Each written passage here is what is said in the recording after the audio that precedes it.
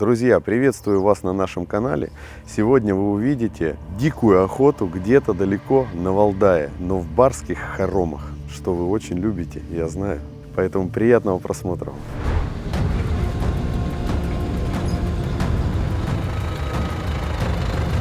Банку приключу и пойдем. Ребята, сколько я не пробовал разные банки, но компания БРТ, которая в Екатеринбурге у нас, объективно лучшие ребята. Ну все. С Богом.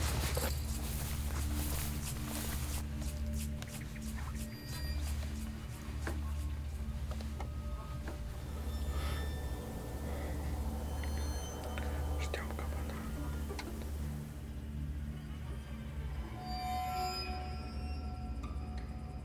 О! О!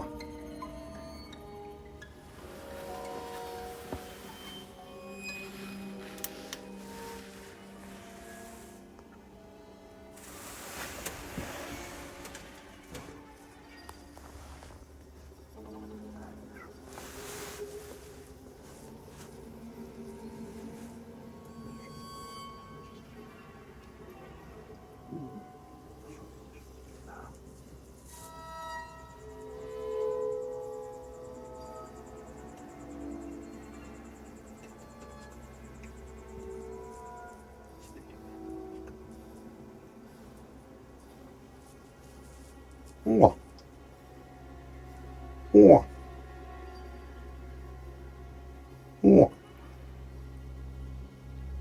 О!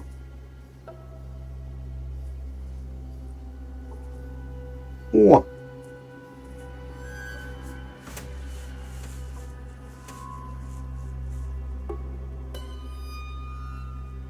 О!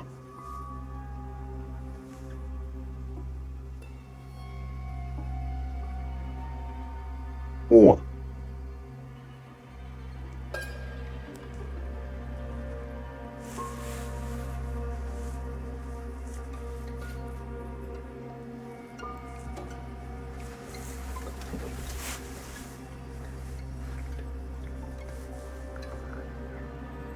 О! О!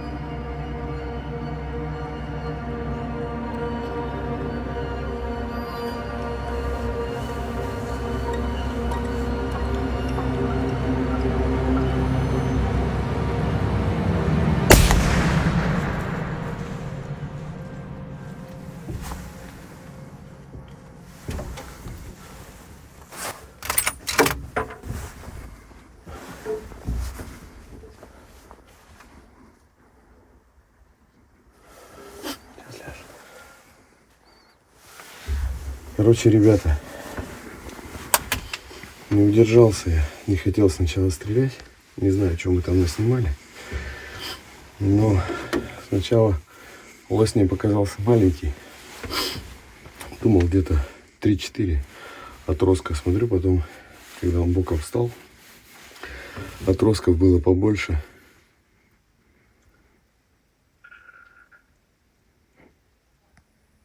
Еще один маленький прибежал. Короче, отростков было побольше. И так он лопаткой повернулся ко мне, не удержался. Думаю, добуду, потому что хороший есть. Вот такая вот охота. Когда приезжаешь в такие угодья, понимаешь, чем живет человек, хозяин этих угодий. Живет охотой, потому что когда человек достигает определенного уровня в своей жизни, доходов, уровня понимания этого мира, вот ему хочется что-то такое создавать, чтобы гость приехал и сразу же был впечатлен вот такими вот трофеями, чтобы настроение создалось. Вот, хочется давать уже что-то. Красиво. Здесь вот будет проживать. Класс. Просто шикарно. Тоже и халатики есть. И сейф. В общем, видно, что люди подготовились, чтобы обеспечить должный уровень комфорта в таких вот угодьях. Приезжаешь, когда ребята, хоть вы мне все время с этими шалашами и избушками, но когда в такую приезжаешь убранство, понимаешь, что какая пропасть от шалашей и до такого приема.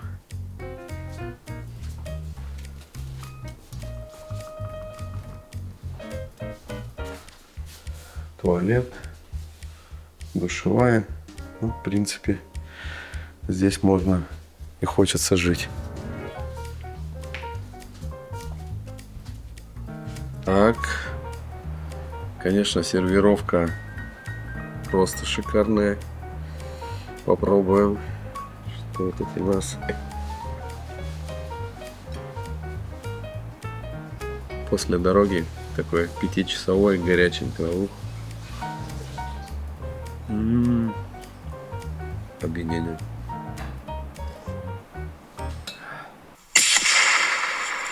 Или выше прошла пуля. Ну, да, мне кажется, по башке пошла, но здесь не понять еще. Да, наверное, мне где-то по холке ему должна быть. Обычно он падает охуенно. Ну, не выше. Пуля шла как раз в шею где-то. Ну, в шею, да, я стрелял. Ну вот пошел назад, да? Да. Вот смотрите дальше.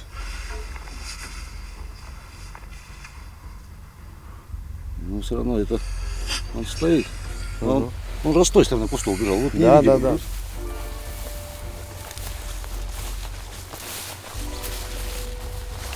Мне кажется, он нигде не сдохнет, а вот он падает. Не, он пал вот здесь где-то. Я слышал, он это. Сдохнул, да? А? Сдох был такой у него, вот. Нет, не слышал. Вдоха не слышал. Слышал, как он сначала где-то побился, а потом... Надо бы стрелять на видимо. Вот, да, вот так вот. Вот где-то вот здесь вот. Я его стрелял. Лося мы не нашли. Высечка хорошая, кровь идет. Стрелял в шею, чтобы мясо не попортить. Но, видать, как-то на позвонки не перебил. Поэтому без приключений мы не можем. Идем сейчас за собаками и потом снова сюда возвращаемся.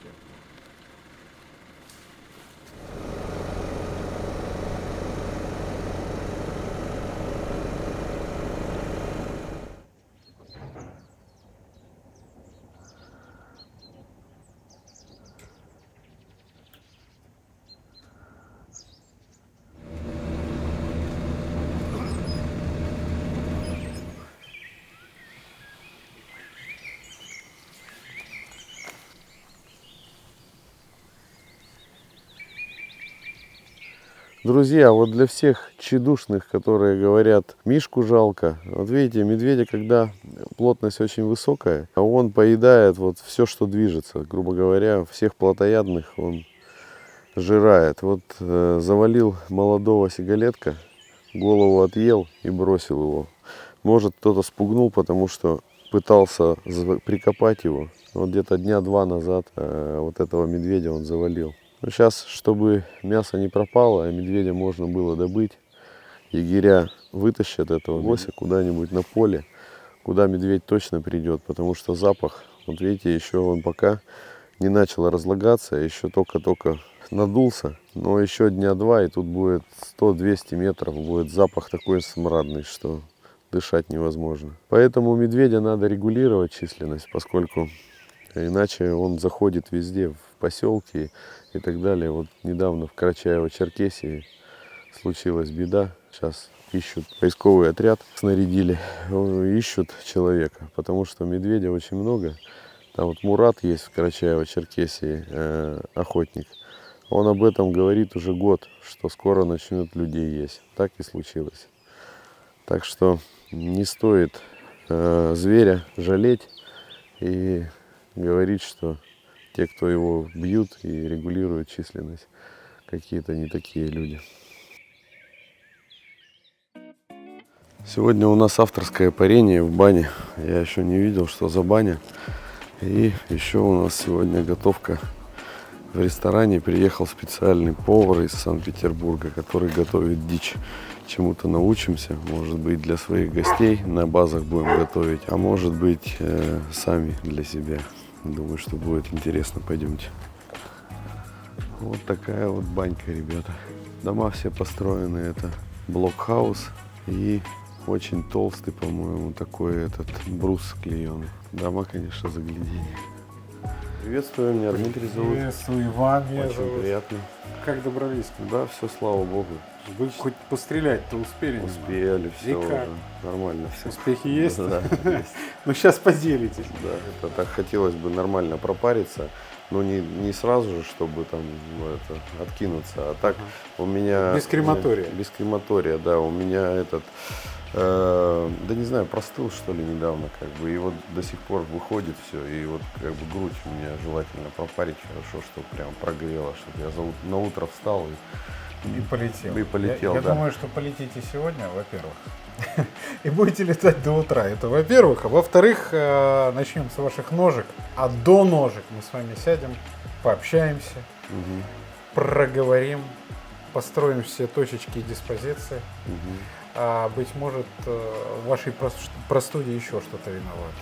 Да? Поэтому пообщаемся, посмотрим. Ну так что, пойдем в баню. Пойдем. Пойдем в баню. Присаживайтесь. Вот туда. Посидим сейчас, пообщаемся, ну а потом начнем.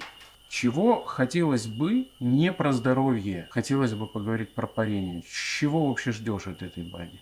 На выходе. На выходе расслабление, умиротворение и продолжение того, что это. Я сегодня вспомнил, что я 3 месяца, у меня даже выходных не было. Задолбался. Да, я тоже строю базу, построил базу. И что-то сегодня вспомнил, сижу, мне никуда не надо бежать. Телефон не орет, потому что связи нет, По WhatsApp, ну, видать, не все звонят, кому там надо, позвонят. Я чувствую, что я раз пошел, поспал, второй раз пошел, поспал, поел, поспал. И думаю, нифига себе, так это я отдыхаю, получается. Такое быть может. Да. Поэтому, ну, условно, усилить вот этот эффект как бы отдыха, чтобы просто заснуть как ребенку, там проснуться и на охоту. А на кого пойдете? На лося. Утром ходили, нам медведь помешал. Медведь сожрал теленка, мы не стали дальше там это, ну, вавить и так далее. Ну как, пошло теплышко? Пошло теплышко.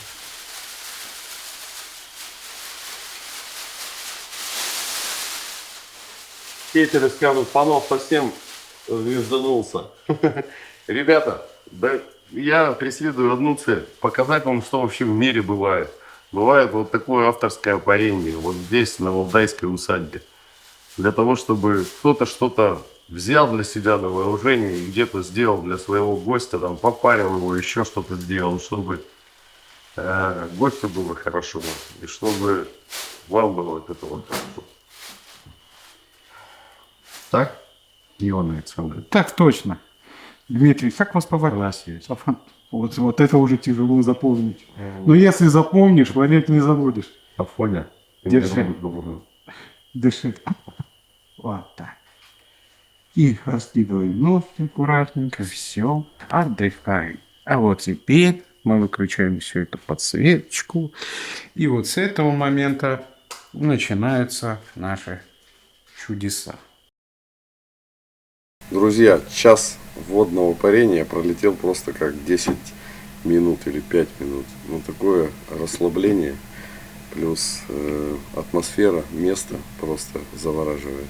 Я представляю, сколько у нас парения будет всего? Сколько будет длиться парение? Да, часа 3-4. Я думаю, что часа 1,5-2 мы только будем заниматься образным обрядовым парением сейчас. Понятно, и еще потом часа 1,5-2. А потом еще. Короче, И так, собственно, на охоту завтра и не пойдете. пойдем, да. 4 часа примерно, парни, будет парение. Все уж вас не будем показывать, чтобы, скажем так, не занимать ваше время, но это исключительно интересная история. Я, получается, второй раз вот в таком авторском парении, но это другое, как бы там было по-другому все. Но я очень доволен. Вы представляете, вот приезжаете сюда, у меня второй день здесь, у меня даже знаете, на охоте обычно хочется выпить, а здесь у меня даже в голову это не приходит. То есть настолько такое место силы, что просто шикарно. Ну и, конечно, его делают местом силы люди. Вот Иван Александрович, он так знающий мастер, как бы профессионал, аккуратненько так нагрел тело. Сейчас вот сидишь и в эйфории в какой-то. Каждому желаю таких хороших мест, хороших воспоминаний, эмоций.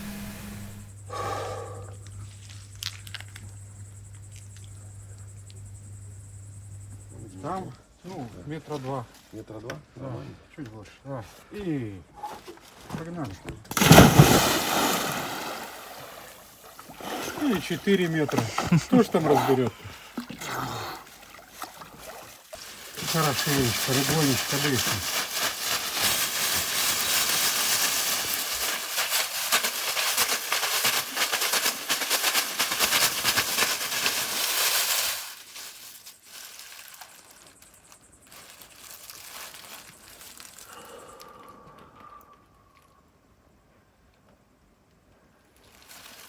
Хорошо, глубоко выйти.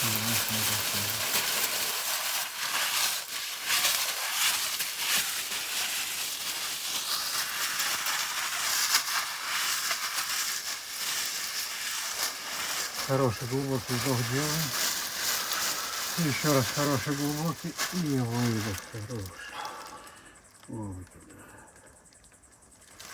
Еще раз хороший глубокий вдох длительный и выдох хороший.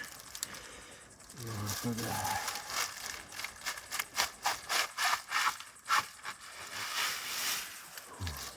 Хорошо. Ну-ка, подожди.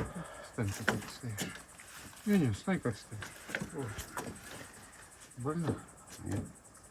Не больно. А вот тут? Нет. Хорошо.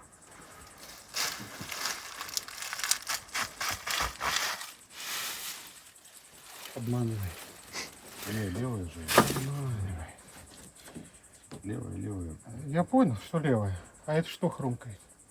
Веник никогда не обманывает. Никогда не обманывает венчик. Тут поковыряться надо. Запомни, Дим, если ты подходишь к человеку и даже не знаешь, болит у него что-нибудь или нет, возьми веник, прислони хорошенечко, прижми и проведи. И там, где листочки прилепятся, проведи еще разочек. Листочки еще раз прилепятся. Там, А можно взять и законтролить еще разок. И листочки еще раз там же и прилепятся. Да. Вот эта сторона у тебя самая пострадавшая. Но вот здесь идет гипертонус. Так что своему массажисту родному, который тебя будет спасать. Вот так вот. Как самочувствие? Отлично, спасибо. С легким паром. Спасибо за баню, спасибо за такой прием. Ну что, ребята, 4 часа пролетели как один. У вас, наверное, там это все будет там 3-4 минуты. А мне, ребята, вот Иван подарили здесь 4 часа блаженства такого. Это просто неописуемо. Сейчас состояние, как говорят, поймал дзен. Вот примерно такое же. Просто не передать. Аж это состояние нирваны какой-то. Спасибо, Иван. Всегда пожалуйста. Всегда Шикарно. пожалуйста.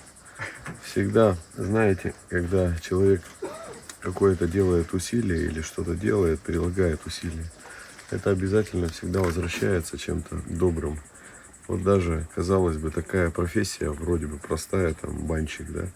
А когда человек подходит к этому немножко по-другому, добавил каких-то элементов, то и цена выросла. И я думаю, что Иван ни в чем себе не отказывает, как бы, в пределах разумного, да. Но все же есть куда стремиться. Безусловно.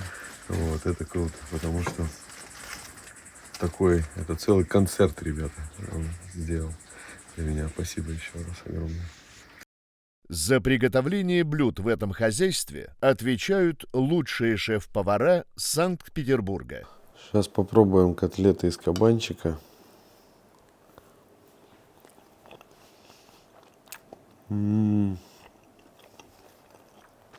Ребята, очень вкусно. Нереально просто. Кормят здесь гостей вот так.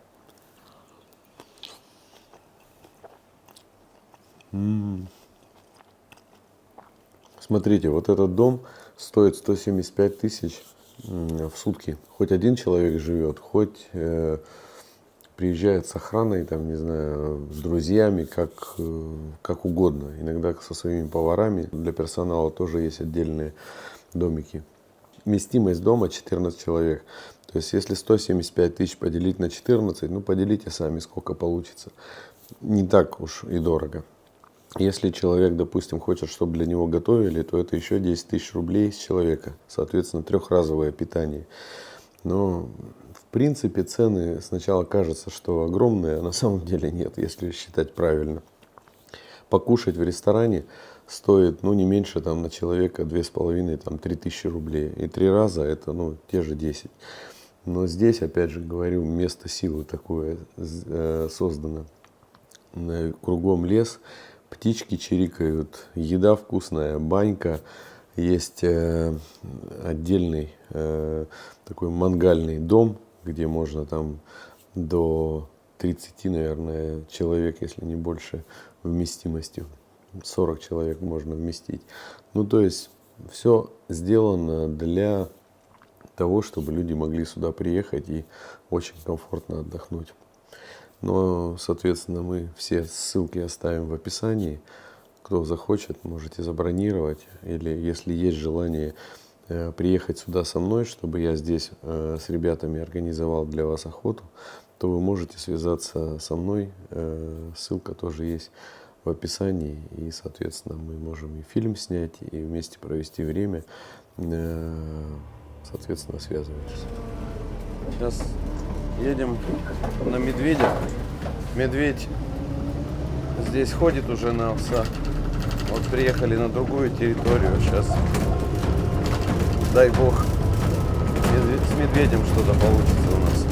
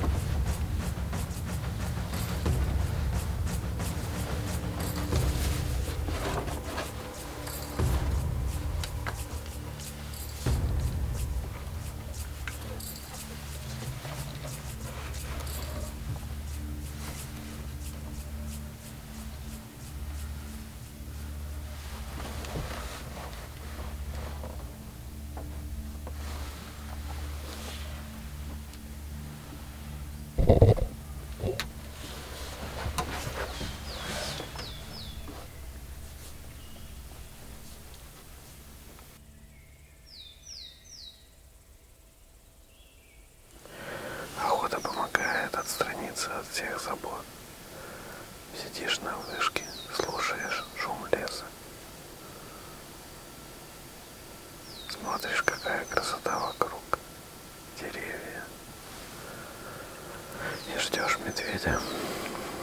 А выйдет он, не выйдет. Как получится.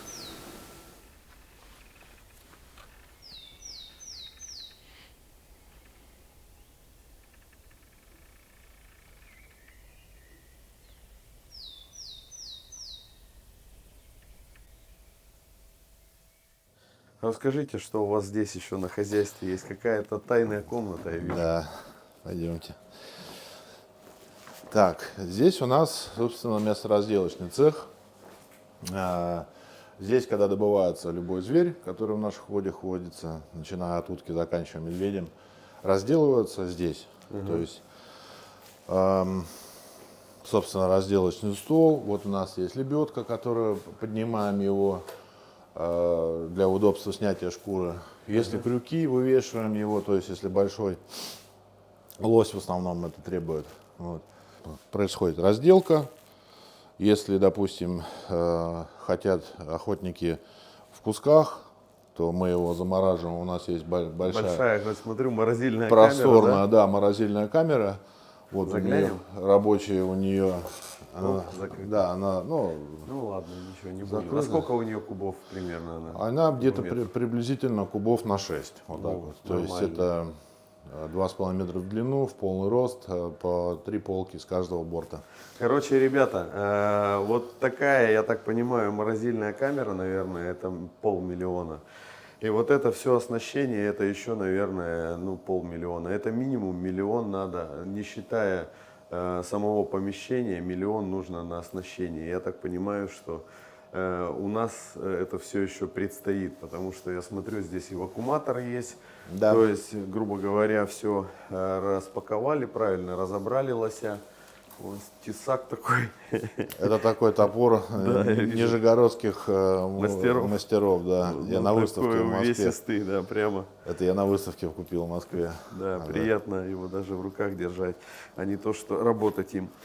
В общем, видите, все оборудовано как и пол, грубо говоря, здесь потом раз и помыл все. Здесь, да, это слив, это отдельный септик кровяной, который именно кровь перерабатывает. Он никак не связан с общей системой. С общей системой он не связан, это отдельный слив.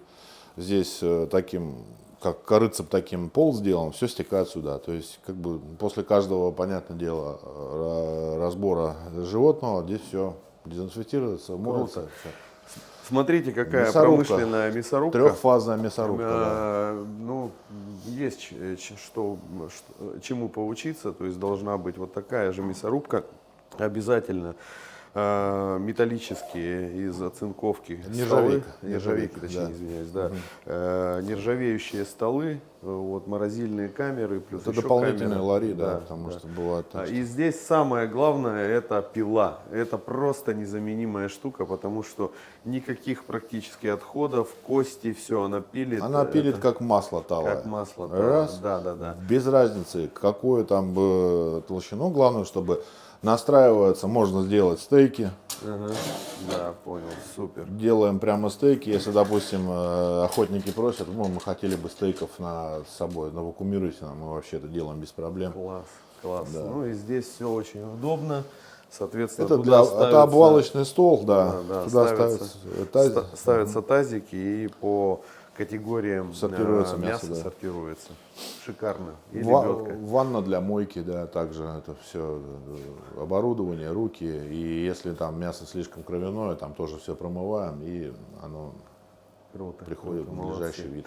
Пользуясь случаем, передаю привет моему братцу Граче, который мне недавно прислал тоже лебедку для того, чтобы у нас тоже была разделочная на нашей базе, чтобы был разделочный цех. Ну, в общем, так что, Грач, спасибо тебе огромное. Это первая вещь в нашем разделочном цеху будет. А это вот что за фигня? Это как бы моечный пистолет, он разматывается. Если, допустим, лось лежит большой, надо помыть его, надо там раз, чтобы не с ведрами бегать, а вот именно с этим. Да. Вообще. И также для уборки. И либо керхером, ну керхер он облако большое создает. Вот. А это как бы, ну, для удобства уборки. Вообще в общем. вещь. Да. Вообще вещь. Вот душ этот, ну, чтобы тут все это дело. Ну, для удобства обработки. Класс. И вообще, да, вода Все горячая. прямо по уму. Молодцы. Друзья, еще здесь есть погреб. Сейчас я туда пойду, наведаюсь, что там интересно есть. Елки-моталки, ребята.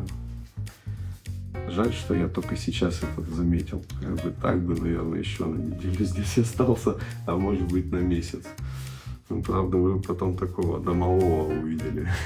С бородой такого. Вот с такими трясущимися руками. Да, я шучу. Хоть и все это, все приключение, говорил, что даже желания малейшего нет там выпить, но вот сегодня в последний крайний день охоты вот что-то захотелось такого, наверное. Вот возьмем вино 21 года. В общем, сегодня разожжем костерок и все там, в общем, костерка выпьем бокальчик. И сделаем заключительное слово о том, как я здесь побывал. Друзья, вы так часто спорите в комментариях, что правильно, что неправильно.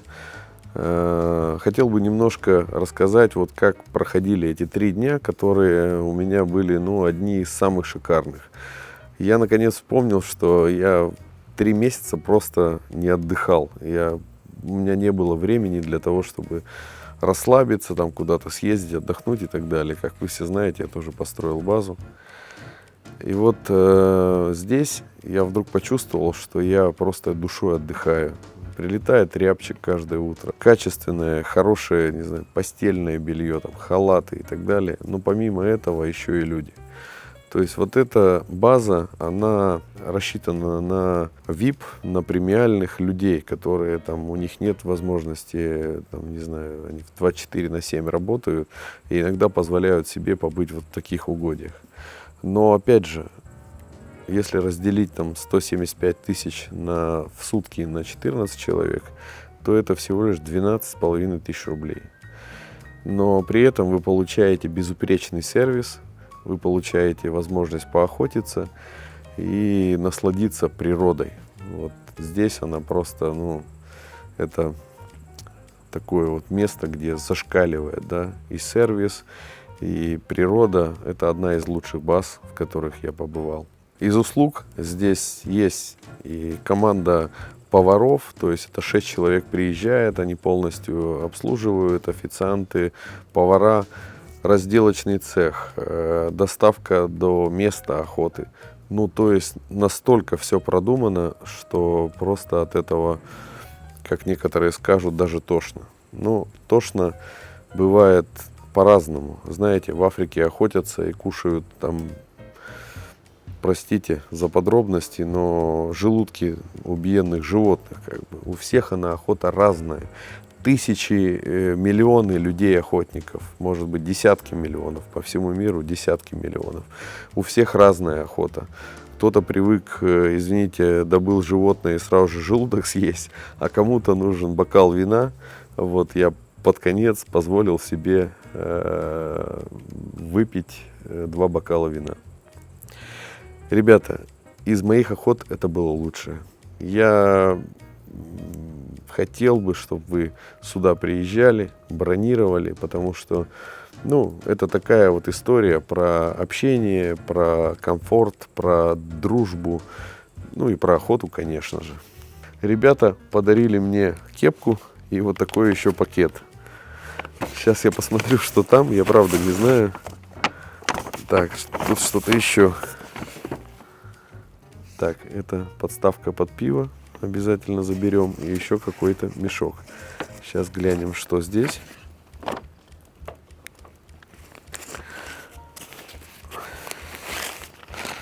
Вау, смотрите. Валдайская усадьба. Для меня Валдайская усадьба останется навсегда в моей памяти. И я думаю, что мы обязательно сюда приедем с семьей. Пусть будет это там краткосрочный какой-то отпуск, может быть, день-два, но я думаю, что мы сюда приедем. А может быть, мы приедем сюда с кем-то из вас. Если вы хотите сюда приехать, чтобы мы здесь вместе отдохнули, поохотились, сняли фильм, то я буду только очень рад. Соответственно, ссылку вы найдете в описании. Это клубная история будет охотничьего клуба «Инстинкт». И я с удовольствием с вами здесь проведу это время, организую для вас эту охоту. И мы, собственно, пообщаемся и что-то сделаем интересное. Меня часто упрекают, что я показываю коммерческие охоты. Ребята, я показываю жизнь просто охоты, когда там человек пришел, добыл зверя, их тоже очень много. Это другие охоты. Я не стараюсь показать, как классно мне. Я стараюсь показать, что бывает что-то другое. Потому что до меня мало кто показывал такие охоты, вот как они есть, с такими, не знаю, там, условиями и так далее.